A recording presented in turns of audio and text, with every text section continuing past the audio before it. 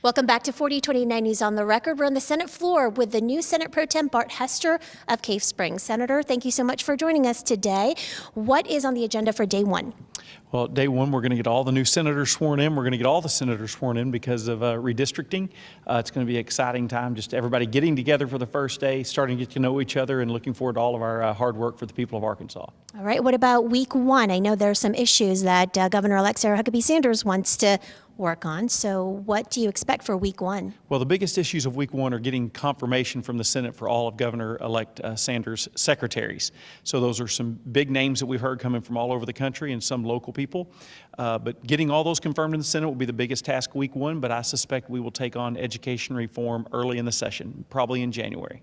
Okay, and what's it going to look like as a Senate Pro Tem? What are some of your duties that you're going to have to tackle starting starting now?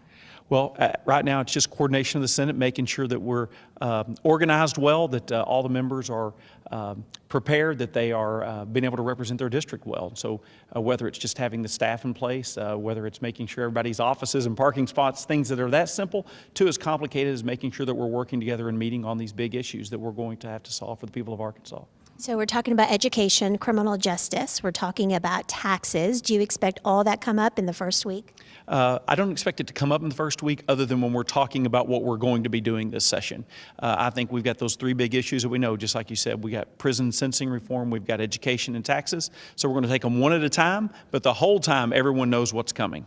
Now, do you expect with a supermajority that things are going to move along faster, or is there some infighting between the party already? Well, there will always be some infighting, but at the end of the day, we all agree where we're going, so that's helpful. So we'll be able to continue to move the ball. Where there's really challenges is where we don't agree where we're going to end up. We all agree where we're going to end up, it's just how we're going to get there. Now, what about some social issues like abortion and trans rights? That was big the last legislative session. What about this session?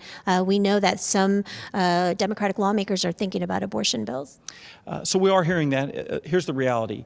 Social issues are what people want to talk about. It's what we talk about on social media. It's what we talk about with our friends. And so people are elected on that. So we will be talking about social issues. Hopefully we'll talk about those a little bit after we get some education and prison reform and taxes handled. But they'll be coming. I don't know exactly what those issues are, but we'll be prepared for them.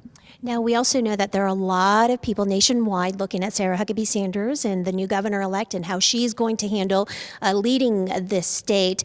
Is there extra pressure on you leading the Senate since there are so many eyes in Arkansas?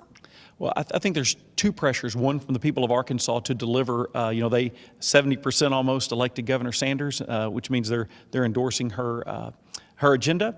So there's pressure to support those, but there's also a pressure of making sure that we've got a balance of power because we don't want any one person having too much power. That's what our Constitution says. So we're going to work with both those issues, make sure that the legislature and the people are heard, but also supporting Governor Sanders' agenda. Now, Leslie Rutledge and Tim Griffin are kind of just switching positions from Lieutenant Governor to Secretary of State and vice versa. Does that make it easier to kind of know what to expect, seeing them in leadership positions before? Well, it's very helpful. With in fact, I met yesterday with Attorney General Leslie Rutledge, which will be the Lieutenant Governor. Met with her yesterday. It's good having a working relationship with her, and that's what we just focused on. How are we going to work together? How are we going to prepare for each day of session? So it was a great meeting with Lieutenant Governor-elect Leslie Rutledge yesterday. Because you will be working closely with her as a Senate Pro Tem. Well, that's right. We'll be working closely daily because we know, based on what the votes are going to be, what maybe some challenges are or some hills that we got to be prepared for. We may have to read some of the rules and expectations of motions. So we'll be working on that daily before session. Okay, Senator Bart Hester, thank you so much for joining us here from the Senate floor. We look forward to seeing what happens in Little Rock. Thank you for having me today. We're in Little Rock all week, bringing you the latest on the new General Assembly and new governor. The 94th General Assembly begins Monday, January 9th at noon. The next day, the newest Arkansas governor, Sarah Huckabee Sanders, will be sworn in.